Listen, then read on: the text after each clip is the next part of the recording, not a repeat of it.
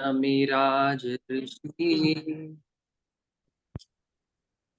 जय नमिराज ऋषि जय कंकन बुध ऋषि अमर तुम्हारे उत्तर अमर तुम्हारे उत्तर जैसे सूर्य शशि जय जय नमिराज ऋषि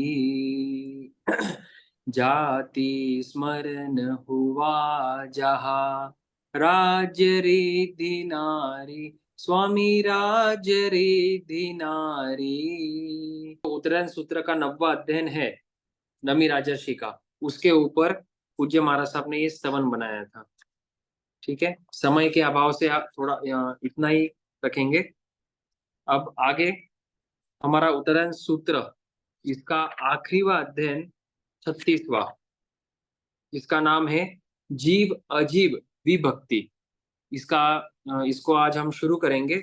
इसमें लगभग 274 गाथा है, 274 गाथाएं है। तो लगभग इसमें 2 सेशंस लग सकते हैं। नमो अरिहंतानम नमो सिद्धानम नमो आयरियानम नमो उवज्झायानम नमो लोए सव्वसाहुनम एसो पंच नमोकारो सव्व पावपनासनो मंगलानंच सव्वेसिम परमं हवई मंगलम। पंच परमेष्टि भगवान के चरणों में कोटि कोटि वंदन। सभी को जय जिनेन्द्र। 36वां अध्याय जिसका नाम जीव अजीव विभक्ति। तो नाम से ही स्पष्ट है, इस अध्ययन में जीवों का वर्णन और अजीवों का वर्णन किया जाएगा। अब भगवान फरमाते हैं पहली गाथा में कि हे सुधर्मा नहीं सुधर्मा स्वामी जम्बू स्वामी से कहते हैं कि हे जम्बू स्वामी, हे आयुष्मान जम्बू, अब इस 36वें अध्ययन में जीव अजीव विभक्ति अर्थात जीव और अजीव के भेदों को मुझसे एकाग्र चित्त होकर सुनो, जिसे जानकर भिक्षु सम्यक प्रकार से संयम में यत्न करता है तो ज्ञान प्राप्त करो। और वो भी ज्ञान की प्राप्ति कैसे होगी? चित्त की एकाग्रता से। तो चित्त की एकाग्रता से सुनो, जीव और अजीव के स्वरूप को जानो, जिसका फल क्या है? तो संयम में यत्ना, मतलब संयम जीवन में स्थिरता बनी रहेगी और यत्ना रहेगी। तो अन्य आगम में भी आया है कि जो नव तत्व का जानकार होता है उसको सम्यक दर्शन की प्राप्ति होती है। तो नव तत्व में मुख्य रूप से जीव और अजीव ये 2 तत्व है। अब आगे भगवान फरमाते हैं कि जीव और अजीव रूप यह लोक कहा गया है।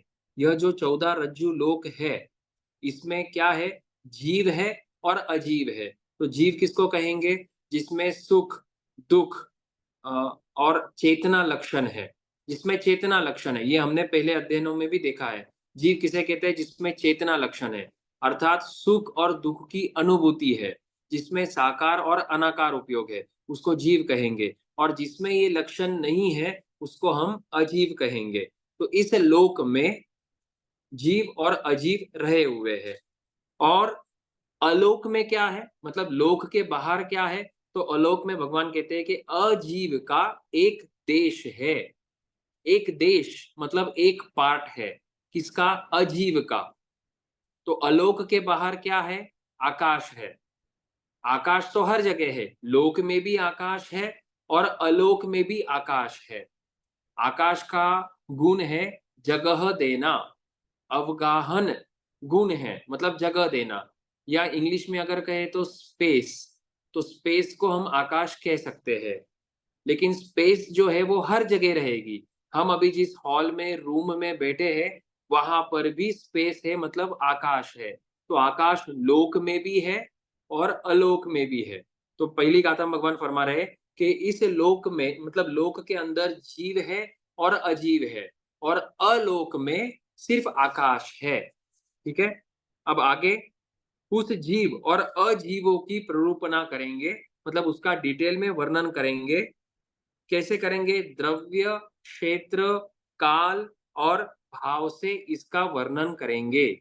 कोई भी वस्तु का वर्णन करना होता है, इसको इजीली अगर देखना है तो द्रव्य की अपेक्षा से, क्षेत्र, काल और भाव की अपेक्षा से पदार्थ का वर्णन किया जाता है। अब जीव और अजीव, तो पहले कहते समय तो जीव कहा फिर अजीव कहा, लेकिन वर्णन करने की पद्धति में जो पहले छोटा होता है उसका वर्णन किया जाता है। तो जीव और अजीव में जो अजीव है वो शॉर्ट है, छोटा है, तो उसका वर्णन पहले करेंगे। तो अजीव, अजीव मतलब जिसमें जीव नहीं है, चेतना लक्षण नहीं है।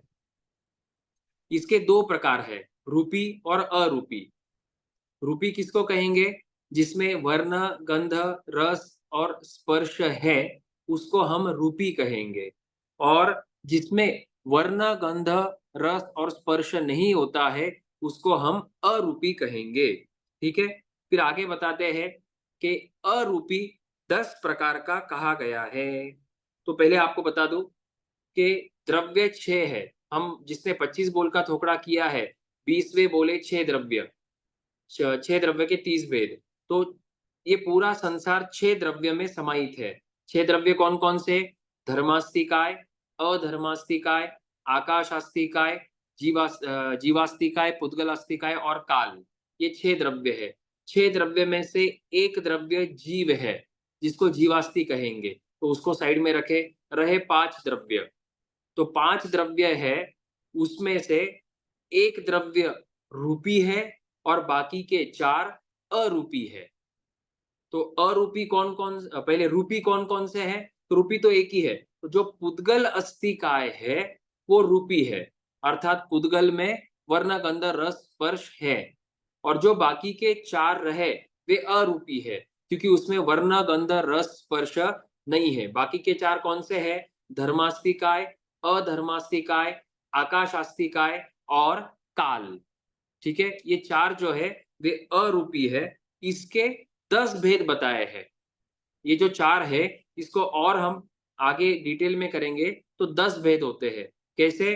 धर्मास्तिकाय के 3, अधर्मास्तिकाय के 3, आकाशास्तिकाय के 3, ऐसे 9 हो गए। और काल, काल के कोई भेद नहीं आगे, सिर्फ काल एक भेद गिना जाएगा। तो टोटल कितने भेद हो गए? 10 भेद हो गए। अब ये 10 कैसे आए? तो धर्मास्तिकाय के 3 भेद है। जैसे कोई भी आप इसको उदाहरण से देखेंगे, तिल पपड़ी। ठीक है, तिल्ली की पपड़ी होती है। अब जो एक तिल्ली की पपड़ी है, अखंड गोल होती है, उसको हम द्रव्य कहेंगे या स्कंद कहेंगे। ठीक है, अब उस तिल पपड़ी का कोई एक छोटा सा विभाग, मात्र कल्पना करो, तोड़ो मत। तिल्ली की पपड़ी को अभी तोड़ना नहीं है, खाली उसका कल्पना, उसकी कल्पना करना है। मान लो कि 20% ऑफ तिल्ली की पपड़ी, तो उसकी कल्पना करी आपने, वो कहलाएगा देश। और जो एक एक तिल तिल है, जिससे वो तिल पपड़ी बनी है, जो एक एक तिल है, वो जब तिल निकाल के अलग रखते हैं, नहीं सॉरी, जो तिल है अभी अखंड है, उसको निकाला नहीं है, तो वो कहलाएगा प्रदेश। तो ये धर्मास्तिकाय के 3 भेद हो गए। इसको हमने तिल्ली की पपड़ी के उदाहरण से देखा। वापिस बताता हूं, एक अखंड तिल्ली की पपड़ी है, वो स्कंद कहलाएगा। फिर एक कल्पना करके उसका 10% विभाग, 5% ऑफ पार्ट या 20% पार्ट खाली कल्पना किया है, तोड़ा नहीं है, तो वो कहलाएगा देश। देश मतलब एक पार्ट। ठीक है, अब जो वो एक तिल्ली है, जिससे वो तिल पपड़ी बनी है, वो एक तिल्ली क्या कहलाएगी? स्कंद देश, प्रदेश। वो क्या कहलाएगी? प्रदेश। तो इसी तरह से यह धर्मास्तिकाय का समझना, जो यह धर्मास्तिकाय पूरा 14 राजलोक में फैला हुआ है, वो एक द्रव्य है, तो वो पूरा स्कंद कहलाएगा। और जब हम उसका, उस धर्मास्तिकाय का कोई भी एक पार्ट, कोई भी एक देश का चिंतन करेंगे, कल्पना करेंगे, तो वो कहलाएगा देश। जैसे एग्जाम्पल के लिए, हम पूरा 14 राजलोक को देखें, तो वो धर्मास्तिकाय का स्कंद दिखेगा। हम अगर खाली इस रूम को देखें जिसमें हम बैठे हैं, तो पूरा धर्मास्तिकाय तो इस रूम में नहीं है, लेकिन धर्मास्तिकाय का कुछ पार्ट है, तो वो क्या कहलाएगा? देश कहलाएगा। हालांकि धर्मास्तिकाय पूरा अखंड है, टूटा नहीं है, तोड़ना नहीं और टूटेगा भी नहीं, खाली कल्पना करी है। ठीक है। और वो जो छोटे से प्रदेशों से वो धर्मास्तिकाय का द्रव्य बना है, वो क्या कहलाएगा? प्रदेश। प्रदेश अर्थात जिसके दो टुकड़े नहीं हो सकते हैं। वैसे जो तिल्ली का उदाहरण लिया, तिल्ली के तो दो टुकड़े हो सकते हैं, लेकिन यहाँ पर देश अर्थात प्रदेश अर्थात क्या समझना? जिसके और आगे दो टुकड़े नहीं हो सकते हैं। तो इस तरह से धर्मास्तिकाय के तीन भेद हुए: स्कंद, देश और प्रदेश। अधर्मास्तिकाय के भी तीन भेद हुए: अधर्मास्तिकाय का स्कंद, अधर्मास्तिकाय का देश और अधर्मास्तिकाय का प्रदेश। और उसी तरह आकाशास्तिकाय। आकाशास्तिकाय कहाँ पर है? लोक में भी है और अलोक में भी है। तो जब वो पूरा कल्पना किया जाएगा तो वो स्कंद कहलाएगा। जब आकाशास्तिकाय का कुछ एक भाग ही देखा जाएगा या कल्पना की जाएगी, जैसे एक रूम है या एक बड़ा सा हॉल है या सिर्फ इंडिया का क्षेत्र है, उसको देखा जाएगा तो वो देश कहलाएगा। और जो छोटे से अंश से, छोटे से यूनिट से वो आकाश का द्रव्य बना है, वो प्रदेश कहलाएगा। जिसके और छोटे दो टुकड़े नहीं हो सकते हैं, वो प्रदेश कहलाता है। तो धर्मास्तिकाय के तीन भेद, अधर्मास्तिकाय के तीन और आकाशास्तिकाय के तीन, ऐसे 9 भेद हो गए। और आखिरी रहा काल। काल का कोई भेद नहीं होता है। क्यों? क्योंकि सबसे छोटा अंश जो है वो एक समय होता है और वो वर्तमान में ही होता है। एक समय जो है वो वर्तमान का गिना जाएगा, क्योंकि भूतकाल तो बीत चुका है और भविष्य काल अभी आया नहीं है। तो वर्तमान में कितना समय वर्त रहा है? एक समय। तो उसका कोई भाग विभाग नहीं होता है, समूह नहीं होता है। इसलिए काल के कोई विभाग नहीं किए, कोई प्रकार नहीं किए। तो इस तरह से अरूपी के, जो ये 4 अरूपी है, उसके 10 भेद हुए। ठीक है। आपको कोई भी डाउट हो तो आप प्रश्न लिख के रखना, क्लास सेशन के एंड पे आपको चांस दिया जाएगा।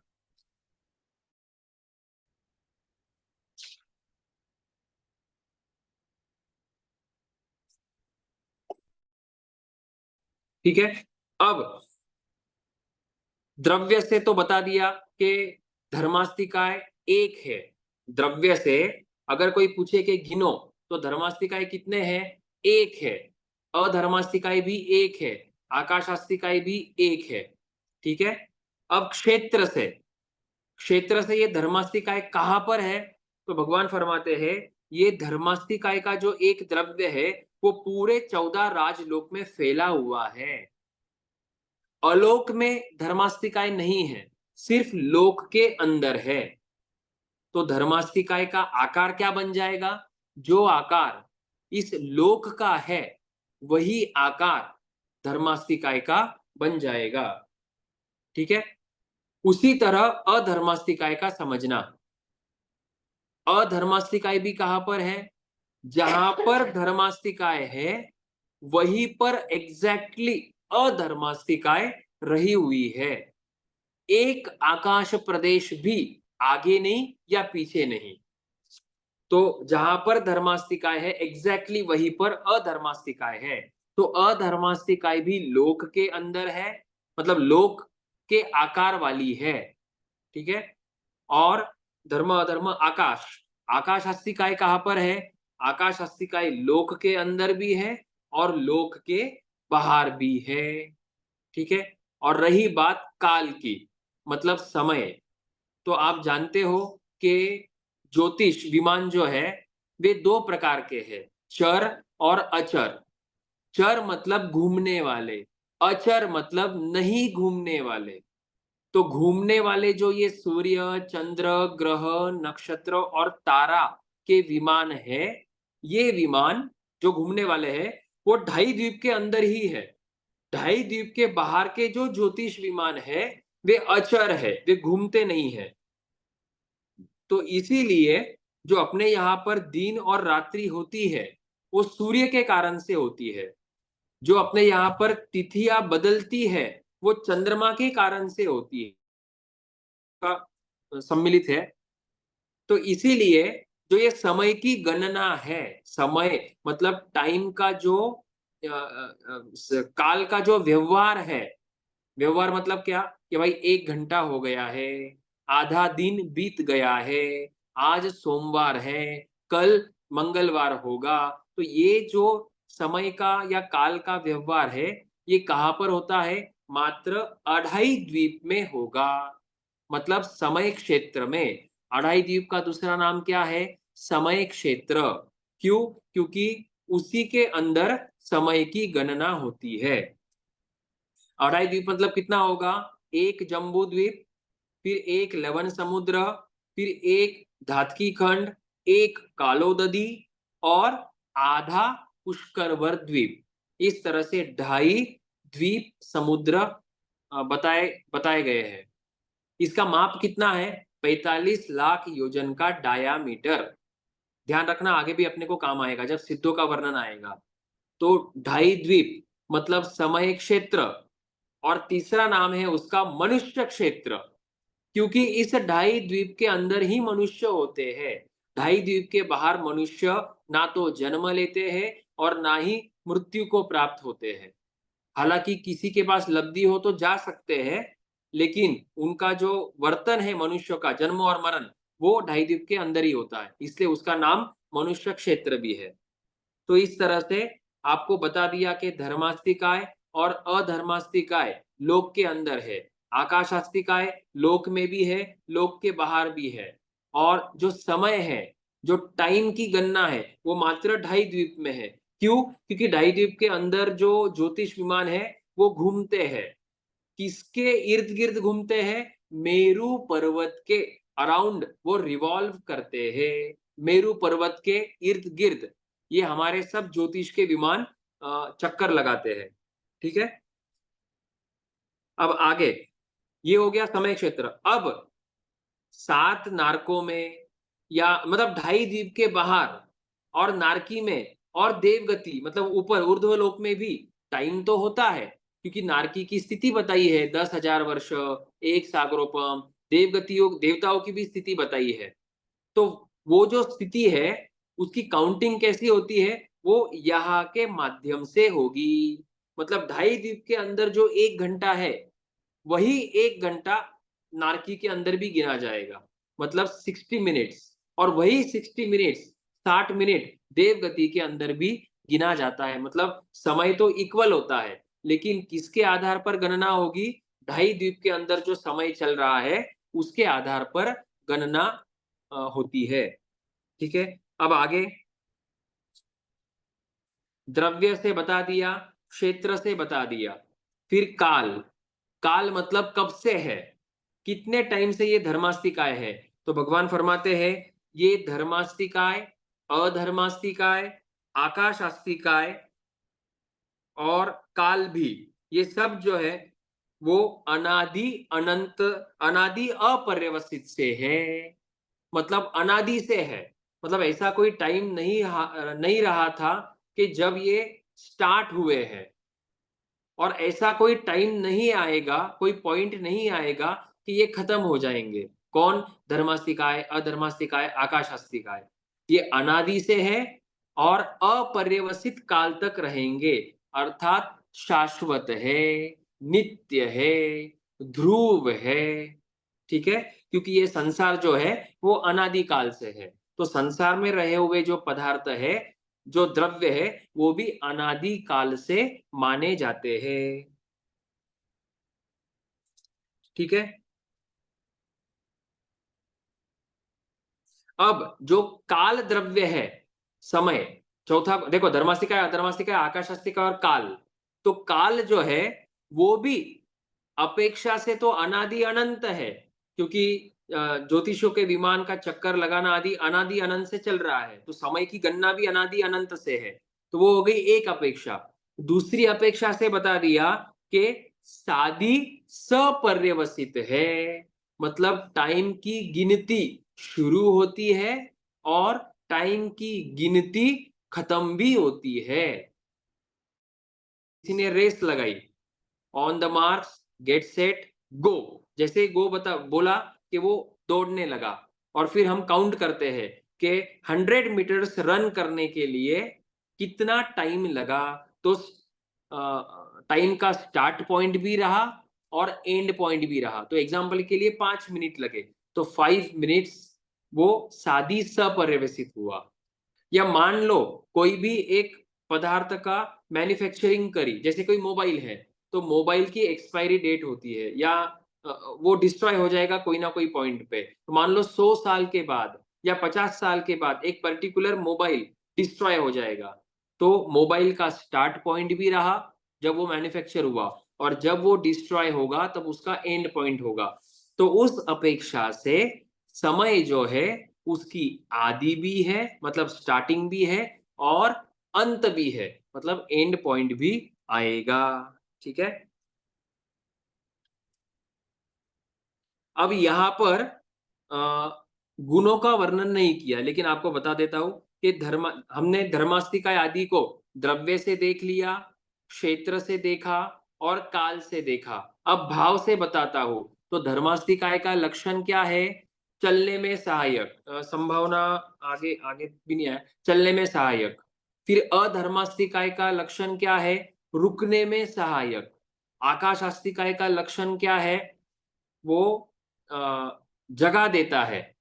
ठीक है। और समय का क्या है कि वो नए को पुराना करता है और पुराने को वापस वो नया करता है, मतलब वर्तना, ये उसका गुण हुआ। ठीक है।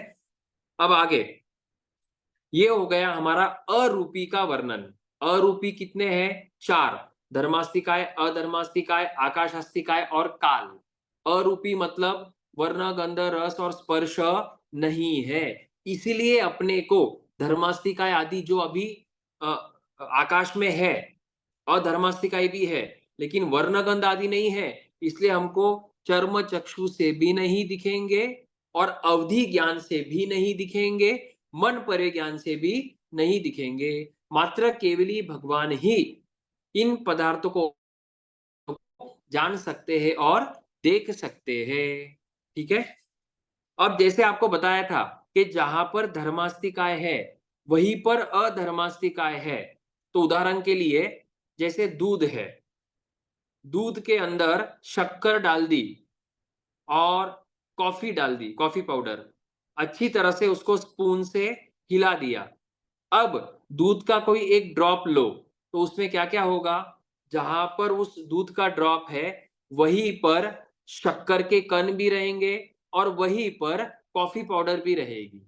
उसी तरह ये जो लोक है, उस लोक में जहां पर धर्मास्तिकाय है वहीं पर अधर्मास्तिकाय भी रहेगी, और इनके कभी भी टुकड़े नहीं होते हैं, इसलिए द्रव्य से एक है।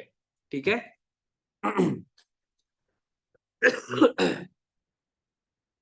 अब आगे, ये हो गया अरूपी का वर्णन। अब रूपी का वर्णन। रूपी मतलब जिसमें वर्ण, गंध, रस और स्पर्श पाए जाते हैं, तो उसको हम क्या कहेंगे? पुद्गल अस्तिकाय। ठीक है। तो पुद्गल, पुद्गल अस्तिकाय के 4 भेद है: स्कंद, देश, प्रदेश और परमाणु। पहले जो हमने धर्मास्तिकाय देखा था उसमें 3 भेद, धर्मास्तिकाय का देश, धर्मास्तिकाय का स्कंद, धर्मास्तिकाय का देश और धर्मास्तिकाय का प्रदेश। उसमें परमाणु नहीं था। ये जो पुद्गल अस्तिकाय है उसमें 4 भेद है: स्कंद, देश, प्रदेश और परमाणु। ठीक है। तो डेफिनेशन वापस बता देता हूं। स्कंद की पपड़ी, स्कंद पूरी एक पपड़ी। फिर देश मतलब वो जो तिल्ली की पपड़ी है उसमें से मैंने कुछ विभाग की कल्पना करी, तोड़ा नहीं अभी तक, खाली कल्पना करी है, वो कहलाएगा देश। प्रदेश मतलब वो एक एक तिल, एक एक तिल जो है वो प्रदेश है, अभी तक तोड़ा कुछ नहीं है। अब मैंने क्या किया? वो एक तिल को निकालकर साइड में रखा, सिर्फ एक तिल को, तो वो कहलाएगा परमाणु।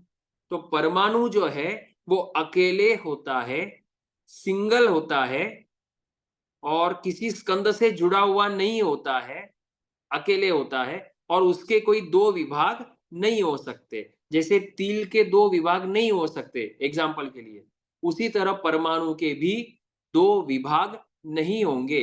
ये सबसे छोटा द्रव्य है, इससे छोटा द्रव्य लोक में नहीं है। तो इस तरह से पुद्गल अस्थिकाय के चार भेद हुए, स्कंद, देश, प्रदेश और परमाणु। ठीक है, अब 11वीं गाथा में भगवान पुद्गल का अर्थ बता दिया है। पुद्गल मतलब, पुद मतलब मिलना और गल मतलब बिखरना। पुद मतलब मिलना और गल मतलब बिखरना। जैसे कोई आटा गूंदता है, ठीक है, रोटी बनानी है, आटा गूंद लिया, मान लो कि ज्यादा हो गया आटा, तो क्या करेंगे, थोड़ा सा उसमें से निकालकर साइड में रख देंगे, तो निकाल लिया। और मान लो कि और चाहिए, तो क्या कर दिया, दूसरे साइड में और थोड़ा गूंद लिया और दोनों आटे को एक में कर लिया। तो ये पुद्गल का स्वभाव है, मिलता है, बिखरता है, मिलता है, बिखरता है, ये पुद्गलों का स्वभाव है। तो उसी को पुद्गल कहते हैं, जो मिलता और बिखरता है। ठीक है, अब क्षेत्र की अपेक्षा से ये पूरे लोक में भी रहे हुए हैं और लोक के एक भी रहे हुए। जैसे आपके सामने जो मोबाइल या लैपटॉप है, वो कहाँ पर है, क्या पूरे लोक में फैला हुआ है क्या, नहीं, वो मात्र कुछ भाग में है, मतलब लोक के असंख्यातवें भाग में है।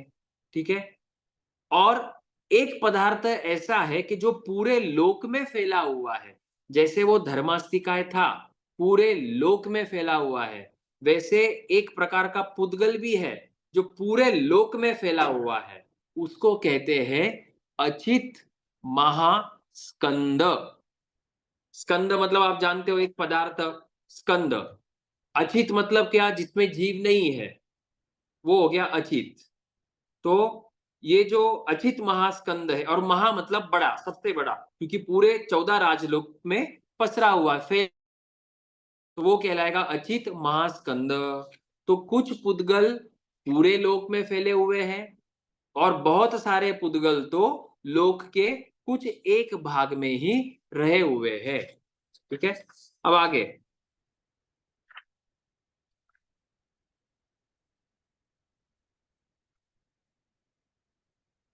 अब ये पुद्गल भी काल से अगर बताना है कि कब से है ये पुद्गल, तो जैसे पहले कहा वैसे यहां पर कहना कि अनादि अनंत है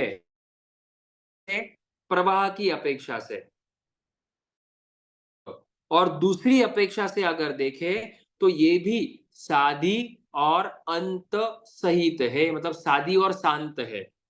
तो उसी तरह उदाहरण समझ लेना, मान लो आपने कोई घर बनाया है, नया घर बनाया, तो बनाया मतलब उसका स्टार्ट पॉइंट रहा, और कभी ना कभी वो घर डिमोलिश होगा, मान लो 50 साल के बाद, तो उस घर की अवधि कितनी हो गई, 50 वर्षों की हो गई। तो कोई उस घर का स्टार्ट पॉइंट भी है और एंड पॉइंट भी है, तो उस अपेक्षा से सादी और शांत है। तो ये है, वे सादी और शांत होते हैं, क्योंकि मिलना और बिखरना, एक मिनट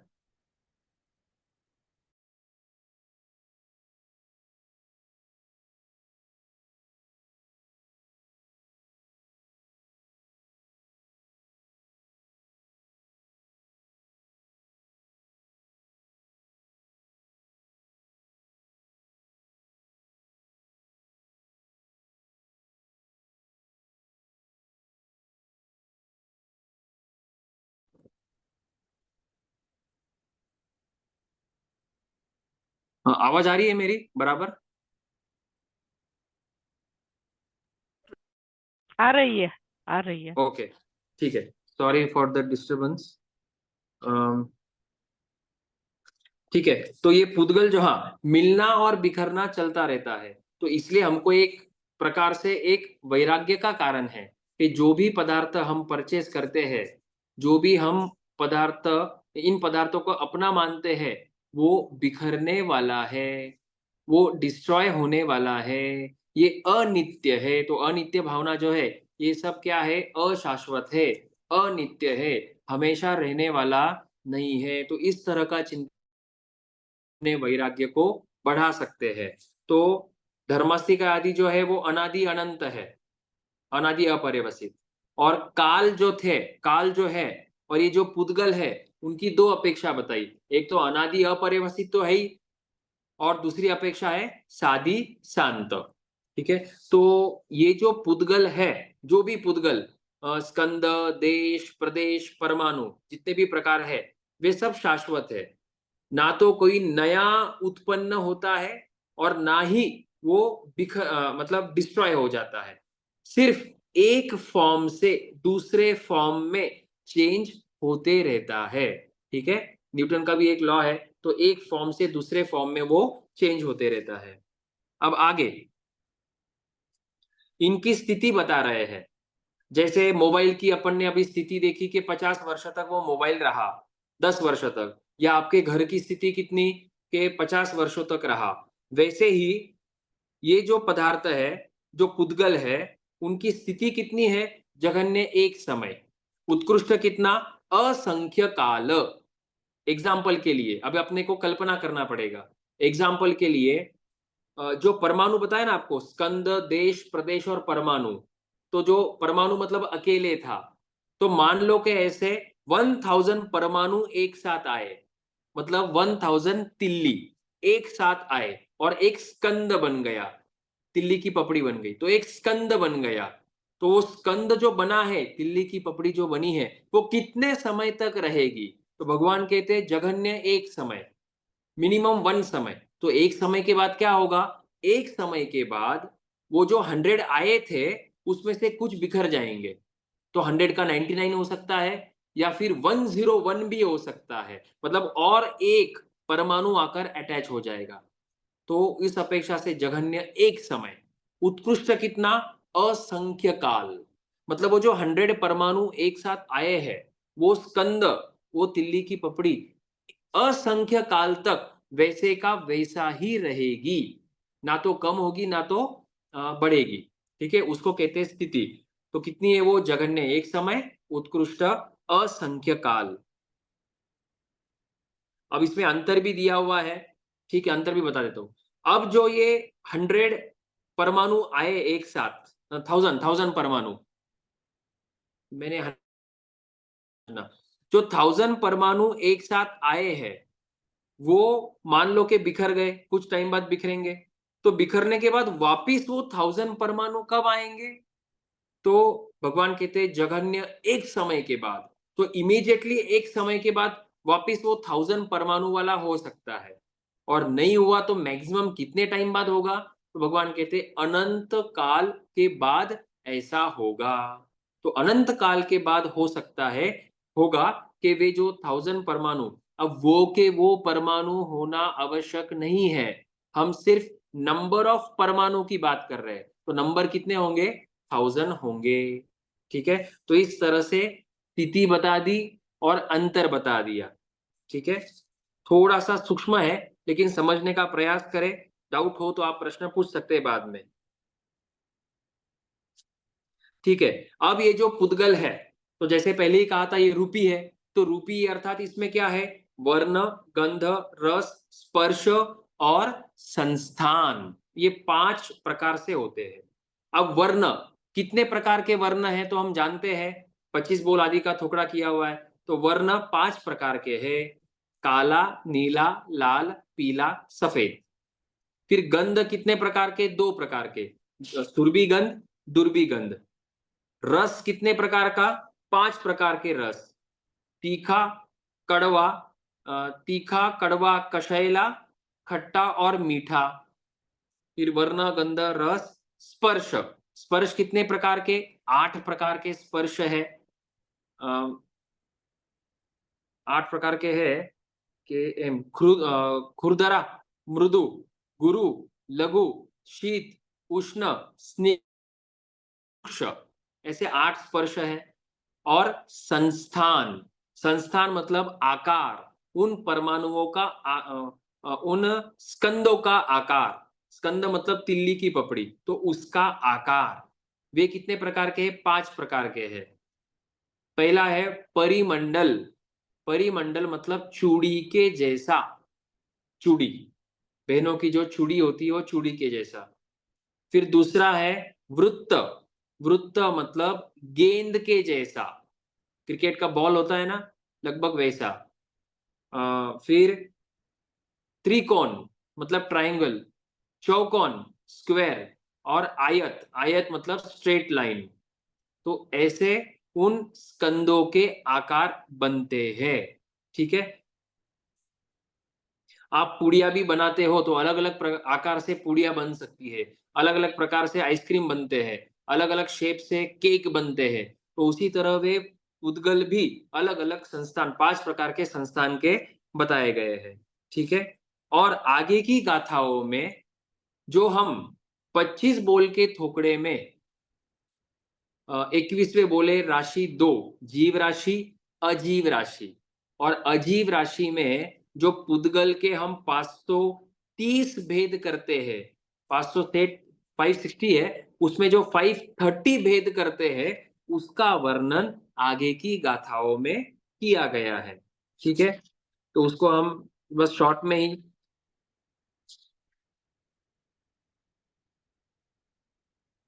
ठीक है। जैसे कोई स्कंद वर्ण से काला है, ठीक है, तो वो गंध से क्या हो सकता है? उसमें गंध कौन सी हो सकती है? सुरभि गंध भी हो सकती है, दुर्बी गंध भी हो सकती है। रस कौन सा हो सकता है? पांचों में से कोई भी हो सकता है। स्पर्श कौन सा हो सकता है? 8 में से कोई भी हो सकता है, लेकिन विरोधी छोड़ के। ठीक है। और संस्थान पांचों में से कोई एक हो सकता है। तो इस तरह से सभी वर्ण, गंध, रस, स्पर्श और संस्थान के लिए समझ लेना चाहिए। और इस तरह से हमारे टोटल भेद कितने हो जाएंगे? 530 भेद। ठीक है। एग्जाम्पल के लिए, वर्ण के 100 भेद हो जाएंगे, 100 कॉम्बिनेशंस। कैसे? वर्ण को तो साइड में रख दो। फिर गंध कितने हैं? 2 गंध। फिर रस 5, मतलब 5 and 2 7 हो गया। स्पर्श 8, 8 और 7 15, और संस्थान 5, तो 15 और 5 20। तो काले के साथ 20 प्रकार हो गए। तो वैसे ही नीले के साथ 20 प्रकार, काला नीला, लाल के साथ 20, काला नीला लाल, पीले के साथ 20, और सफेद के साथ 20। तो वर्ण के टोटल कितने हो गए? 100 टाइप्स हो गए। तो वैसे ही वर्ण के 100 प्रकार हो जाएंगे, गंध के 46, रस के 100।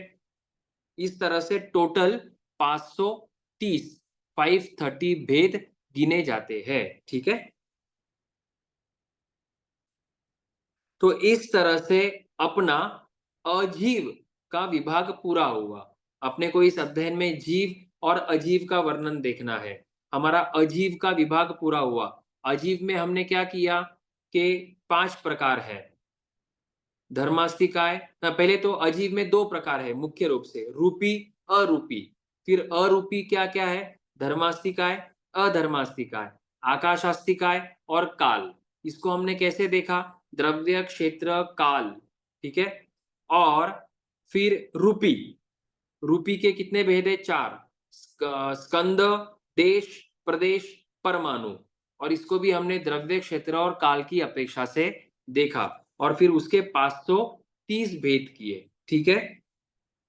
अब आगे जीव का स्वरूप बताया जाएगा। गाथा नंबर 49 से आगे जीव का स्वरूप शुरू होता है। जीव अर्थात जिसमें चेतना है, सुख दुख की अनुभूति है, उपयोग लक्षण है, मतलब ज्ञान और दर्शन, उसको हम जीव कहेंगे। जीवों की संख्या अनंत है, वो ना तो कभी घटेगी ना ही कभी बढ़ेगी। लेकिन चारों गति में आना जाना होता है, और सिद्धों में जीव जाते हैं, वापिस आते तो नहीं। तो टोटल संख्या तो जितनी है उतनी रहेगी, ना तो घटेगी ना ही बढ़ेगी। वैसे ही अजीव जो हमने देखा, उनकी संख्या भी जितनी है उतनी रहती है। खाली ये जो पुद्गल है वो मिलते और बिखरते रहते हैं, लेकिन उनमें से 0.00 ग्राम पुद्गल भी कम या ज्यादा नहीं होता है। मतलब नया पुद्गल जन्म नहीं लेता और पुराना पुद्गल मरता नहीं है, डिस्ट्रॉय नहीं होता है। ठीक है। अब 49वीं गाथा। भगवान ने जीव दो प्रकार के बताए हैं, मुख्य रूप से दो प्रकार के।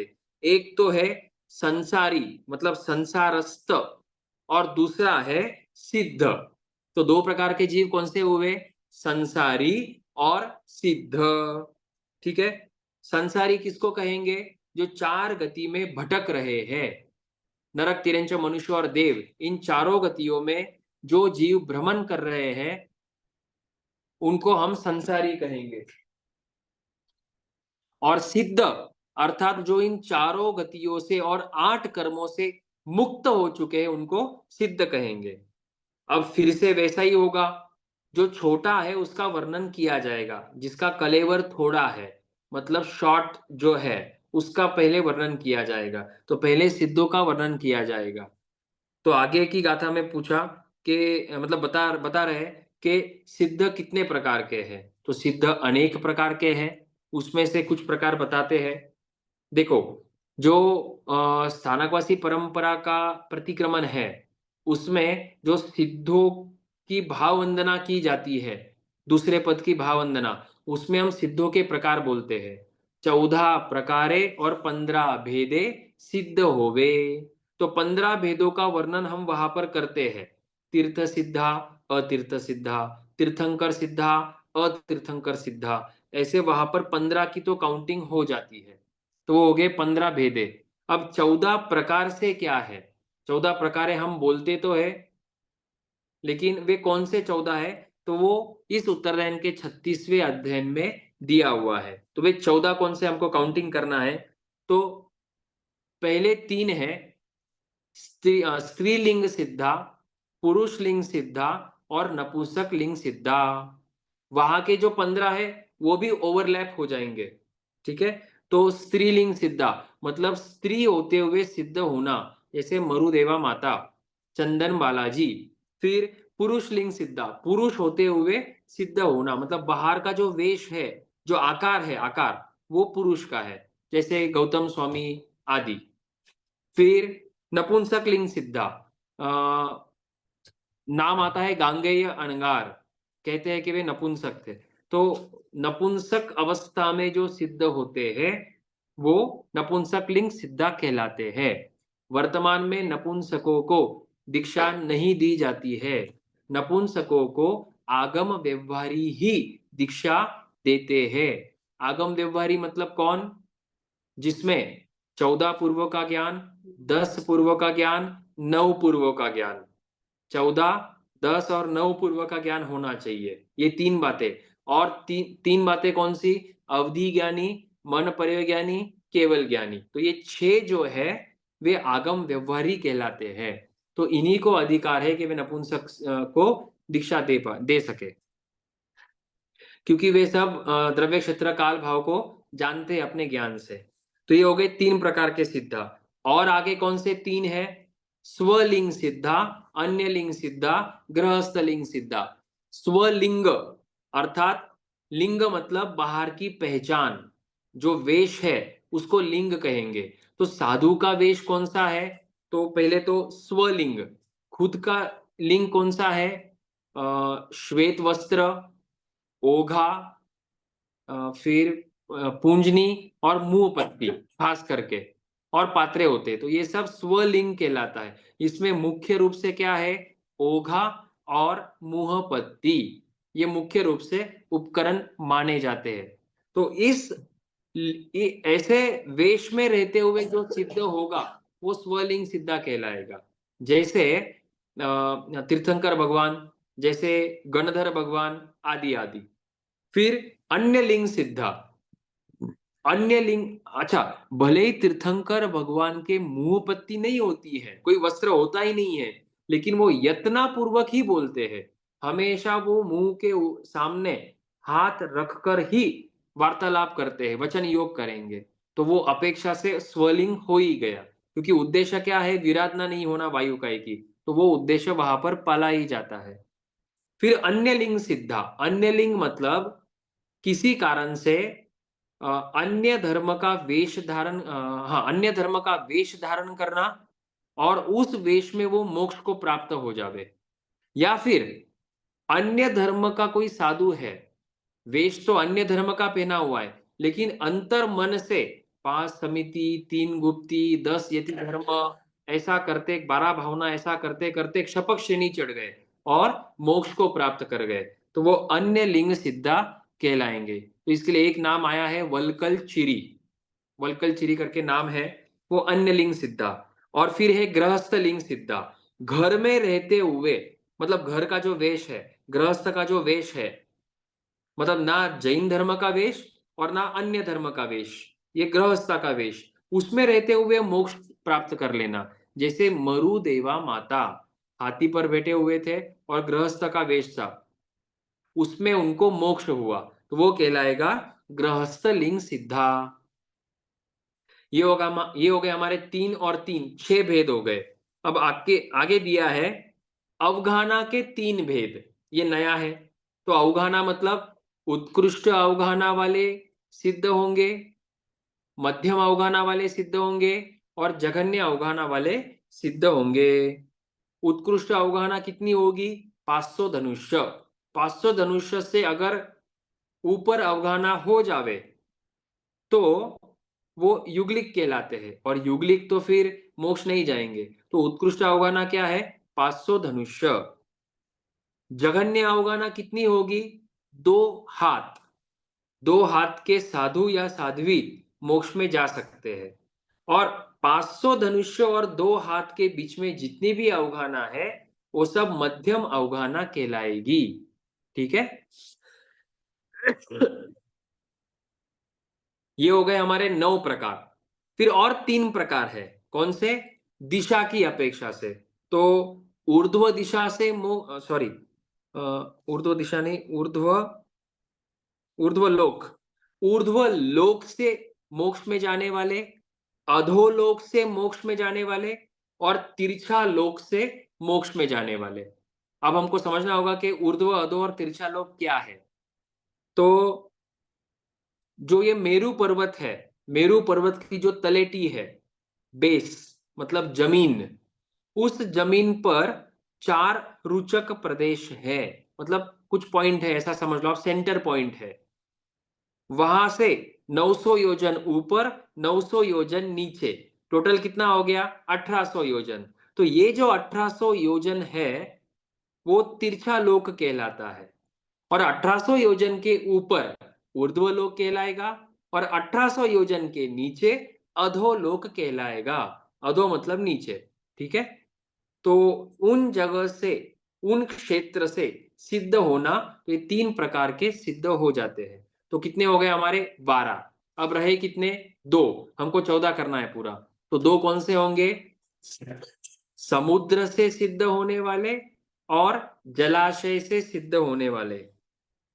समुद्र और जल, तो समुद्र से भी सिद्ध होते हैं। अब समुद्र में कौन सा साधु गया या साध्वी गई, तो पूर्व भव का कोई वैरी देव होता है, वो देवता आकर साधु का सहरण करके, साधु को अभी केवल ज्ञान नहीं हुआ है, तो साधु का सहरण करके समुद्र में डाल देता है उसको दुख देने के लिए। अब कोई साधु ऐसे होते हैं कि समुद्र में भी संभाव रख के शपथ श्रेणी चढ़ जाते हैं, और शपथ श्रेणी चढ़े तो केवल ज्ञान हुआ और उसी समय आयु पूरा हो गया, तो वहीं से वे मोक्ष चले जाते हैं।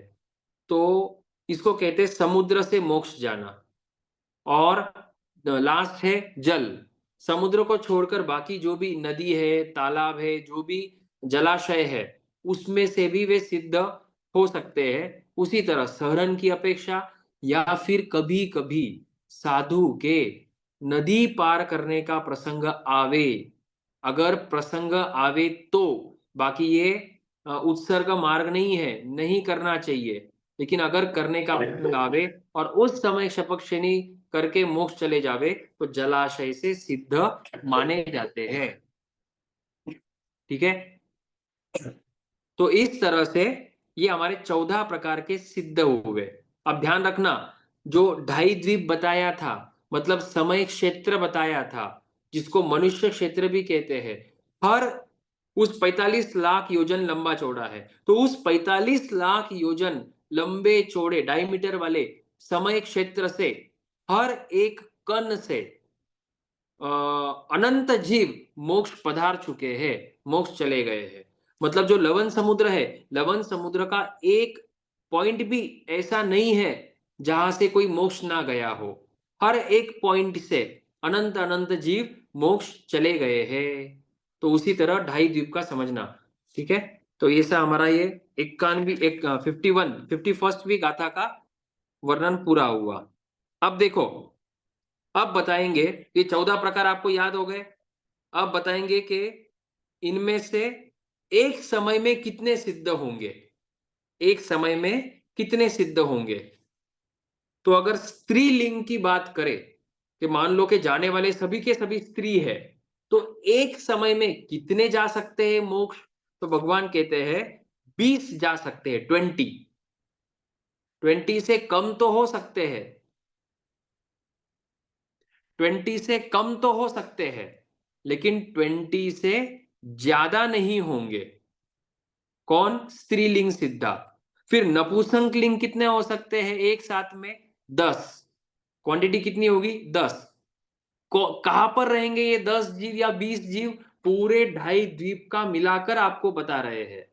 सिर्फ भरत क्षेत्र का नहीं बता रहे, सिर्फ इंडिया का नहीं बता रहे, सिर्फ महाविद्या का नहीं बता रहे, पूरे पूरे ढाई द्वीप का मिलाकर बता रहे हैं कि पूरे ढाई द्वीप में मिलाकर एट अ टाइम, एक समय में, एक समय तो सबसे छोटा है, उससे छोटा कुछ नहीं है, उसमें नपुंसक कितने होंगे? 10। स्त्री कितने होंगे? 20। पुरुष कितने होंगे? 108 सिद्ध हो सकते हैं, उससे अधिक नहीं होंगे एक समय पर। फिर अगले समय में जो होना है वो हो सकता है, उसकी बात अलग है। फिर आगे गृहस्थ लिंग, जैसे मरुदेवा माता गई, तो ऐसे एक समय पर कितने हो सकते हैं? 4। अन्य लिंग वाले कितने हो सकते हैं? 10। और स्वलिंग वाले कितने हो सकते हैं? 108। स्वलिंग मतलब जो उपकरण बताया आपको, मुंह पत्ती, ओघा वगैरह। तो ऐसे एक समय पर कितने मोक्ष जा सकते हैं? 108, 108। फिर उत्कृष्ट अवगाहना वाले कितने जा सकते हैं? जैसे 500 धनुष्य, 500 धनुष्य, ऐसे कितने जा सकते हैं? 2। 2 से ज्यादा नहीं। तो आपने सुना होगा कि 10 आश्चर्य, उसमें से एक आश्चर्य क्या हो गया कि उत्कृष्ट अवगाहना वाले 108 मोक्ष में चले गए। बाकी नियम तो क्या है? 2 जा सकते, उससे ज्यादा नहीं। और चले कितने गए? 108 चले गए। इसलिए वो लोक आश्चर्य हुआ, मतलब आश्चर्य हुआ। 108 में कौन कौन थे? 2 तो तीर्थंकर, ऋषभदेव भगवान और सामने एरावत वाले तीर्थंकर। फिर 98 उनके पुत्र, 98 और 2 कितने हो गए? 100। और 8 कौन? उन ऋषभदेव भगवान के पौत्र, ठीक है, ग्रैंड चिल्ड्रन। तो ये सब 108 मोक्ष चले गए। वो उत्कृष्ट 500 धनुष्य वाले थे सभी के सभी। तो नियम क्या है? 2 जाने चाहिए थे, चले गए 108, इसलिए आश्चर्य हुआ। फिर जघन्य अवगाहना वाले कितने जा सकते हैं, मतलब 2 हाथ वाले? 4 जा सकते हैं एक साथ, एट अ टाइम 4 जा सकते हैं। और मध्यम अवगाहना वाले 108 मोक्ष में जा सकते हैं। बराबर। ऊर्ध्वलोक, ऊर्ध्वलोक मतलब वो जो 1800 योजन के ऊपर से अगर कोई मोक्ष में जावे तो कितने जा सकते हैं? 4 जा सकते हैं। अधोलोक से 20 जा सकते हैं। अब ध्यान रखना, अधोलोक में सलीलावती और वप्रा ऐसे महाविदेह की 2 विजय अधोलोक में चली गई है। बाकी अपन तो अभी सब तिरछा लोक में है, महाविदेह भी सब तिरछा लोक में है, लेकिन सिर्फ 2 विजय, मतलब 2 क्षेत्र अधोलोक में चले गए हैं श्लोक के कारण से। तो अधोलोक से 20 सिद्ध होते हैं, और तिरछा लोक से, जहां पर अभी हम हैं, वहां से 108 सिद्ध हो सकते हैं एक समय पर। फिर समुद्र से कितने? 2। और जलाशय से 3 सिद्ध हो सकते हैं एट अ टाइम। ठीक है, अब आगे बताते हैं कि ये सिद्ध जो होते हैं, ये शरीर तो होता है उनको, जैसे सिमंदर स्वामी भगवान है तो अभी उनका शरीर है, तो मोक्ष में जब वे जाएंगे तो शरीर का क्या होगा? तो शरीर यहीं पर छोड़ देंगे, आत्मा ऊपर जाएगी। जाते समय उनका आकार कैसा रहेगा कि जो उनका शरीर का आकार है उस आकार में वे आत्म प्रदेश रहेंगे। उनके आत्म प्रदेश, आत्मा तो दिखेगी नहीं क्योंकि आत्मा अरूपी है, लेकिन आकार वो हो जाएगा। जिस तरह से मान लो ग्लास के अंदर पानी भर के रखा, वो ग्लास फ्रीजर में रख दिया, कुछ समय बाद वो निकाला तो उसके अंदर बर्फ हो जाता है, और उस बर्फ को निकालो तो ग्लास को साइड कर दिया, बर्फ रहा। बर्फ का आकार क्या रहेगा? ग्लास के जैसा। वैसे ही शरीर को तो छोड़ दिया, लेकिन जो आत्म प्रदेश है उसका आकार क्या रहेगा? शरीर के जैसा रहेगा। फिर आगे क्या होगा? आठों, जब वे बाकी रहे हुए 4 कर्म भी क्षय हो जाएंगे, तो तेजस कार्बन शरीर भी क्षय हो मतलब यहीं पर छूट जाएगा, और वो आत्मा सीधी ऊपर जाएगी, एक समय में ऊपर पहुंच जाएगी। कहां तक जाएगी? जहां तक धर्मास्तिकाय है, क्योंकि धर्मास्तिकाय का लक्षण क्या है, गुण क्या है? चलन सहायक, चलने में सहायक बनेगी। तो जहां तक ये धर्मास्तिकाय है वहां तक सिद्ध की आत्मा जाती है, वो आत्मा ऊपर जाती है। सिर ऊपर रहता है और पैर नीचे रहते हैं, तो ऐसे ऊपर जाएगी, एक समय में ऊपर पहुंच जाएगी, तो उसको हम क्या कहेंगे? लोकाग्र भाग तक पहुंच चुके हैं। तो वे लोकाग्र भाग में सभी सिद्ध भगवान अभी स्थित है। आ गया ध्यान में? अब आगे उसके नीचे जहां पर मोक्ष है, जहां पर ये सिद्ध भगवान है, उसके 1 योजन नीचे सिद्ध शिला है। आपने नाम सुना होगा, सिद्ध शिला। शिला मतलब पृथ्वी का है, सिद्ध मतलब सिद्ध भगवान।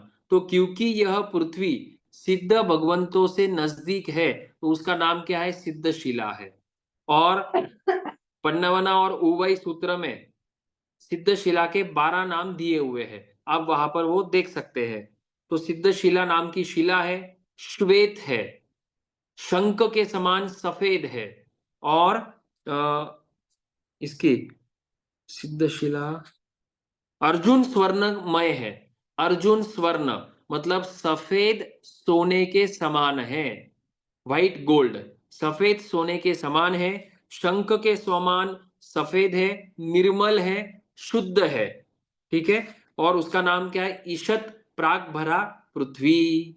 ईशत प्राक भरा पृथ्वी। ठीक है, अब उस बस एक थोड़ा 1-2 मिनट और लेंगे। वो जो सिद्ध शिला है उसका माप क्या है? तो जो माप ढाई द्वीप का है, एग्जैक्टली वही माप सिद्ध शिला का है। ढाई द्वीप कितना लंबा चौड़ा था? डायमीटर कितना था ढाई द्वीप का? 45 लाख योजन। तो सिद्ध शिला का भी डायामीटर 45 लाख योजन का है। तो कल्पना कर लो एक राउंड जो 45 लाख योजन का डायमीटर है। ठीक है, अब वो राउंड के बिल्कुल सेंटर में 8 योजन की जाड़ाई है। वो पृथ्वी मोटी कितनी है? तो सेंटर में 8 योजन की मोटी है, और फिर पतली पतली होते जाती है, पतली पतली। जैसे उसके लिए बताया, जैसे बारिश में छतरी होती है, उस छतरी को उल्टा कर दो, उस छतरी को उल्टा कर दिया तो जो छतरी का आकार बनता है वही आकार की वह सिद्ध शिला बनी हुई है, जो 45 लाख योजन की लंबी चौड़ी है। और उस सिद्ध शिला से देशों 1 योजन पर, देशों मतलब कुछ कम 1 योजन पर सिद्ध भगवान रहे हुए हैं, वहां पर उनके आत्म प्रदेश रहे हुए हैं। ठीक है, और वे वहां पर क्या कर रहे हैं? सबसे महत्वपूर्ण प्रश्न ये है। तो वहां पर कोई भी प्रकार की प्रवृत्ति नहीं है, एकांत निवृत्ति है, क्योंकि शरीर नहीं है, तेजस कार्बन शरीर भी नहीं है, कर्म नहीं है। तो कर्म नहीं होने के कारण अन्य कोई भी प्रवृत्ति करनी नहीं होती है, जो करना था यहां पर कर लिया। अब वहां पर वो अपने अव्याभात सुख में लीन है, अनंत ज्ञान और अनंत दर्शन में लीन है, स्व पर्यायों को भोग रहे हैं। जहां पर एक सिद्ध भगवान है वहीं पर अनंत सिद्ध रहे हुए हैं, फिर भी एक दूसरे को डिस्टर्ब नहीं कर रहे हैं, क्योंकि खुद की प्रॉपर्टी मतलब खुद का जो आत्मा का सुख है वो खुद का है, उसमें कोई भी बाधा नहीं डाल सकता, इसलिए उसको अव्याबाद सुख कहते हैं। ना ही एक सिद्ध दूसरे सिद्धों के सुख में बाधा है और ना दूसरा पहले वाले सिद्ध के सुख में बाधा है। तो ऐसे अनंत सुख का उपभोग कर रहे हैं और ज्ञान दर्शन सहित है, संसार से पार पहुंचे हुए हैं। चार गति रूप संसार को नष्ट कर दिया है, कर्म रूपी बीज को नष्ट कर दिया है, संसार से पार पहुंचे हुए हैं और सिद्ध रूप श्रेष्ठ गति को प्राप्त है। तो हमको भी कौन सी गति को प्राप्त करना है? हमको भी मोक्ष को ही प्राप्त करना है। चार गति में हमको अनंत काल हो गया है भव भ्रमण करते हुए। अब इस तरह से हमारा सिद्ध भगवंतों का भी वर्णन पूरा हुआ। अब इस अध्ययन में मात्र संसारी जीवों का वर्णन शेष रहता है और फिर आखिरी में मरण के प्रकार बताए हैं, बाल मरण और समाधि मरण और संलेखना संतरा कैसे होता है। तो अध्ययन तो बड़ा है, 274 गाथा है। ये हमारा पहला सेशन हुआ। अब कोशिश करेंगे आगे जब ये सेशन होगा तो ये अध्ययन हमारा पूरा हो। भगवान की वाणी के विरुद्ध कुछ कहने में आया हो तो मिच्छामि दुक्कडम, सभी को खमत खामना। अब किसी को कोई प्रश्न होगा तो एक 5 मिनट प्रश्न ले लेंगे।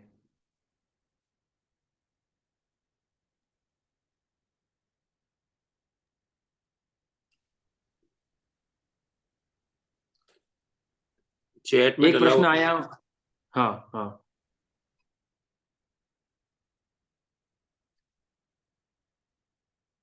देखो, एक प्रश्न आया हुआ है कि अधोलोक से कैसे सिद्ध होंगे। तो अधोलोक कहाँ से शुरू होगा? 1800 योजन के नीचे से शुरू होगा। तो अधोलोक में क्या है? क्या मनुष्य है क्या? हाँ है। कैसे है? कि सलीलावती और वप्रा विजय ऐसे नीचे गए हैं, तो नीचे जाते जाते वो अधोलोक तक चले गए हैं। तो वहां से जो भी सिद्ध होंगे वो अधोलोक से सिद्ध हुए ऐसा कहलाएंगे। और वो दूसरा प्रश्न है ऊर्ध्व दिशा। ऊर्ध्व दिशा से कैसे सिद्ध होंगे? तो ध्यान रखना, ऊर्ध्व दिशा जो है वो सिर्फ 4 प्रदेशों वाली है। अभी थोड़ी सूक्ष्म बात है। 4 आकाश प्रदेश का एक कॉलम बना हुआ है, नीचे से ऊपर तक 7 रज्जु का कॉलम बना हुआ है। तो वहां से कैसे सिद्ध होंगे? तो एक तो पंडक वन से सिद्ध होंगे, पंडक वन से। नहीं तो मेरू पर्वत में गुफाएं हैं, तो गुफाओं के अंदर से भी सिद्ध हो सकते हैं। और कोई प्रश्न?